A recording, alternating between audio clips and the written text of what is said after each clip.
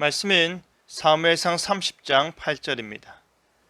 다윗이 여호와께 묻자와 이르되 내가 이 군대를 추격하면 따라잡겠나이까 하니 여호와께서 그에게 대답하시되 그를 쫓아가라. 내가 반드시 따라잡고 도로 찾으리라.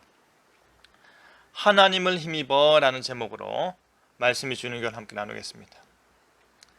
최악의 상황을 벗어난 다윗은 홀가분한 마음으로 시글락에 도착하였습니다. 그런데 이미 아말렉 사람들이 시글락을 침략하여 불태워버린 후였습니다. 가족들도 모두 포로로 끌려가고 말았습니다. 다윗은 아마도 전장으로 떠날 때 이런 상황을 걱정했던 것 같습니다. 그런데 걱정이 현실이 되고 말았습니다. 다윗과 함께한 모든 이는 울 기력이 없을 정도로 통곡했습니다. 사람들은 자포자기하는 마음으로 다윗을 죽이려고 합니다. 하지만 그 상황에서도 다윗은 살아계신 하나님으로 말미암아 새 힘과 용기를 얻게 됩니다.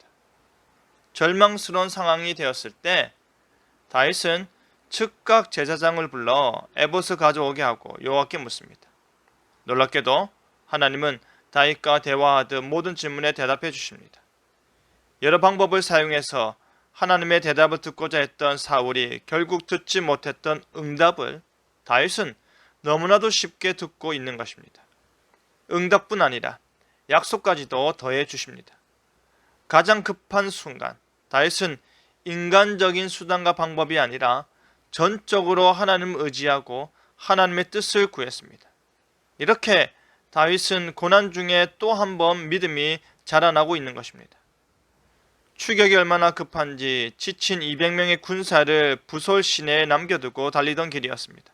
그런데 추격길에 쓰러져 있는 한 이방인을 만났을 때 다윗은 그 길을 멈추고 그에게 먹을 것을 먹이고 돌보아 줍니다.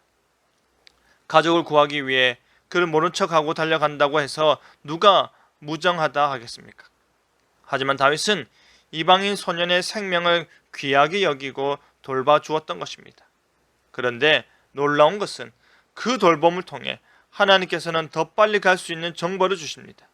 소년을 위해 발걸음을 늦췄음에도 소년이 그 길을 인도함으로 더 빨리 가게 되었던 것입니다. 가장 절망적인 상황에서도 다윗은 절망하지 않았습니다. 하나님을 바라보았습니다. 여호와 하나님이 그에게 가장 중요한 힘의 근원이 되었기 때문입니다. 절박하고 급한 순간 우리는 하나님 앞에 엎드려 잠잠히 기도해야 합니다. 하나님의 응답을 구해야 합니다. 선한 사마리아인이 자신의 길을 멈추고 강도 만난 이웃을 돌본 것처럼 우리도 우리의 이웃을 돌보는 일에 열심을 내고 그 일을 통하여서 하나님께서 더 빠른 길로 인도하심을 경험하길 바랍니다. 앞뒤가 모두 막힌 듯한 상황에서도 우리는 하나님을 힘입어 용기 내어 전진해야 할 것입니다. 하나님께서 진실로 우리에게 도움이 되실 것을 믿어 의심치 말고 하나님을 힘입어 용기를 내어 하나님의 인도하심을 따라가는 저와 여러분 되기를 간절히 바랍니다. 아멘.